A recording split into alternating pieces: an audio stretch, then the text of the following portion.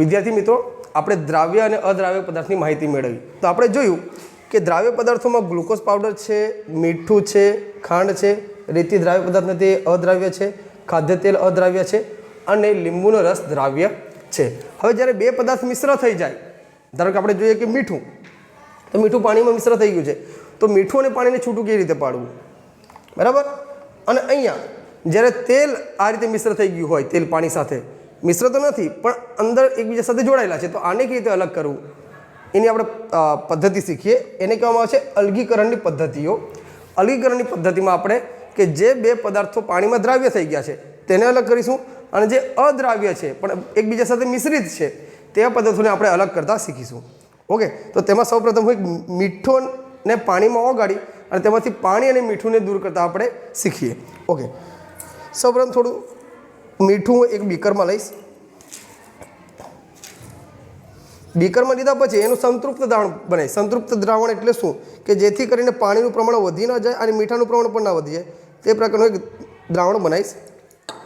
બરાબર છે, તમને દેખાઈ રહ્યું છે કે મીઠું અહીંયા ઓગળી ગયું છે. ઓકે, હવે આમાંથી જો મારે મીઠું અને પાણી છૂટું પડે તો શું કરીશ? બે રીતે થઈ શકે. એક તો તમે આ વોચ ગ્લાસમાં આ દ્રાવણને લઈ તડકામાં મૂકી શકો છો અથવા આ બીકરને તમે ગરમ કરી શકો છો. હું બીજી પદ્ધતિ અપનાવીશ કે આ બીકરને હું ગરમ કરવા માટે મૂકી દઈશ. ગરમ કરવા માટે મારી પાસે આ સ્ટેન્ડ તૈયાર છે. આ સ્પિરિટ લેમ્પ છે. સ્પિરિટ લેમ્પને હું સળગાવીશ.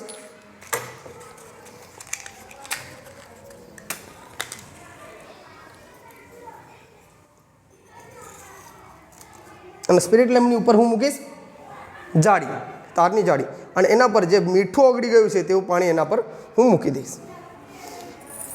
ઓકે મિત્રો, તો આ પ્રક્રિયા ચાલુ છે. ત્યાં સુધી આપણે જોઈએ કે ધારો કે તેલ છે અને પાણી આ બે મિશ્ર થઈ જાય તો એને કેવી રીતે દૂર કરવું. ઓકે, આ જે બે પ્રવાહી પદાર્થો મિશ્ર થઈ ગયા એને દૂર કરવા માટે કે જેની અંદર ઘનતામાં ફેર છે કે પાણી ઉપર તેલ તરે છે, આ બંનેને ઘનતામાં ફેરફાર છે, તો બંનેને દૂર કઈ રીતે કરવા એના માટે આપણી પાસે આપેલા લેબોરેટરીમાં સાધન છે. આ સાધનનું નામ છે અલગીકરણ ગરણી, જેને કહેવામાં આવે છે સેપરેશન ફનલ. હવે કેવી રીતે આપણે એને અલગ કરીશું? ઓકે, તો એના માટે હું એક બીકર લઈશ. અહીંયા બીકર છે મારી પાસે. ઓકે, બીકર દેખાઈ રહ્યું છે તમને? બીકરની અંદર હું તેલ નાખીશ.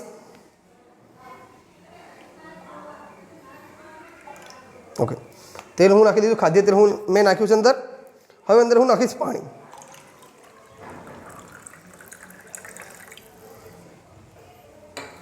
પાણી નાખ્યા પછી હું એને ચમચીથી બરાબર હલાવીશ.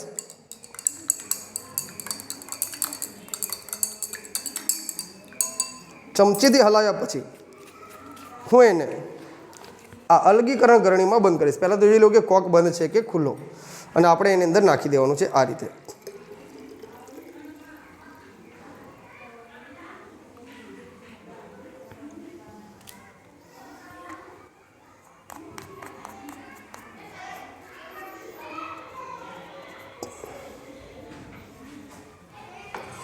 મારી પાસે એક સ્ટેન્ડ છે. સ્ટેન્ડની ઉપર હું આને ફિટ કરીશ.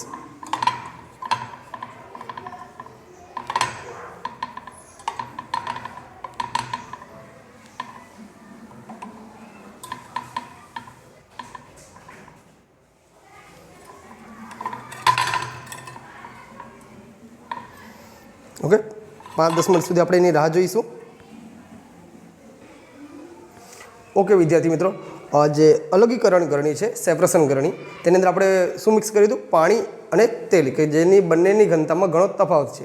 હવે આપણે જોઈ શકીએ છીએ કે આ સેપરેશન ફનલ છે અથવા કે જે અલગીકરણ ગરણી છે એની અંદર તમને રીતસરના બે સ્તર દેખાય છે કે ઉપરના સ્તરમાં તેલ છે અને નીચેના સ્તરમાં શું છે? પાણી છે. તો હવે આપણે નીચેનો કોક ખોલીશું અને તેમાંથી શું કાઢી લઈશું? પાણી.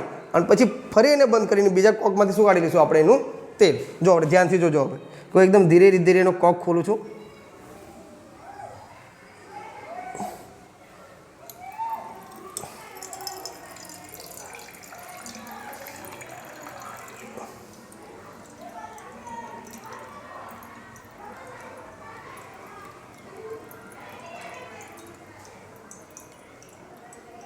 તમે જોઈ રહ્યા છો કે પાણી નીચે નીતરતું જાય છે. પાણીમાં કોઈ પણ જાતના તેલના આપણને અંશો દેખાઈ નથી રહ્યા. સાથે સાથે તેલ પણ નીચે આવી રહ્યું છે. આપણે ખાસ વસ્તુ ધ્યાનમાં રાખવાની છે કે તેલ અહીંયા સુધી આવે પછી આપણે કોક બંધ કરી દેવાનો છે. થોડું થોડું આવે છે. ઓકે, આપણે આ કોક અહીંયા બંધ કરી દીધો છે. ઓકે, કોકને બંધ કર્યા પછી આપણે આમાં પાણી દેખાઈ રહ્યું છે આપણને સરસ. ઓકે, પાણીને આપણે હટાવી લીધું છે. હવે આપણે આની અંદર તેલ કાઢી લઈશું.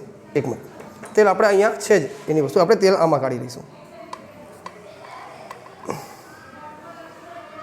તેલની ઘનતા વધારે છે, ઘટ્ટ છે, જેથી કરીને એને નીકળતા ઘણી આપણને વાર લાગશે. એટલે આપણે આ મુજબ 2 પ્રવાહી પદાર્થો કે જેની ઘનતા અલગ અલગ છે તેમાંથી આપણે બંને પ્રવાહી ધારો કે મિશ્રિત થઈ ગયા, જેમ કે તેલ અને પાણી મિશ્રિત થઈ ગયા, તેને કેવી રીતે આપણે દૂર કરી શકીએ? તો જેને અલગીકરણ એટલે સેપરેશન ગરણીથી આપણે એને દૂર કરી શકીએ છીએ. હવે ધારો કે જો ઘનતામાં વધારે તફાવત હોય અને આ રીતે ન નીકળતું હોય તો તમે બીજી પદ્ધતિથી એટલે કે એને ઉપરનો બૂજ ખોલીને પણ તમે તેલને અલગ કરી શકો છો. ધારો કે હું કરું છું તે રીતે. ઓકે, જો વિદ્યાર્થી મિત્રો, તેલ આખું બહાર નીકળી ગયું છે. એટલે જ્યારે 2 પદાર્થોની ઘનતામાં તફાવત હોય ત્યારે તમે સેપરેશન નળીનો ઉપયોગ કરીને પણ તમે 2 પદાર્થો દૂર કરી શકો છો.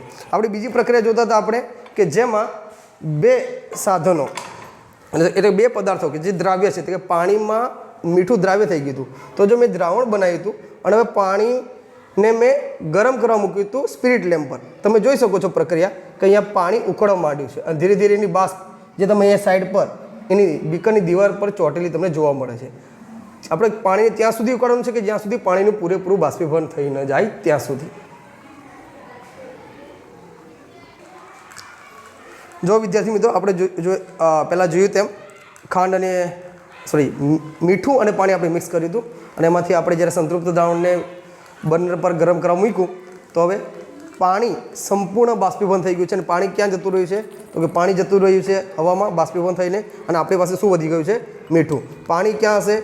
તો તમે જોઈ શકો છો કે પાણીની ટીપાને દિવાલ પર દેખાઈ રહ્યા છે અને એની અંદર આપણને મીઠું દેખાઈ રહ્યું છે. મીઠાને જોવા માટે આપણે ધારો કે આ રીતનું, એટલે જે 2 પદાર્થો પાણીમાં ઓગળી જાય છે અને એ ઘન પદાર્થને તમારે જો છૂટા પાડવા હોય તો તમે બાષ્પીભવનની પ્રક્રિયાનો ઉપયોગ કરી શકો છો. ઓકે વિદ્યાર્થી મિત્રો, આજે આપણે પાણીમાં કયા પદાર્થો દ્રાવ્ય છે અને કયા પદાર્થો અદ્રાવ્ય તેના વિશે જોયા.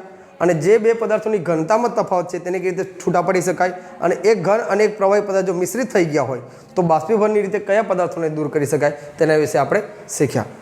હવેના વિડીયોમાં આપણે બીજા પ્રયોગ વિશે શીખીશું. આભાર.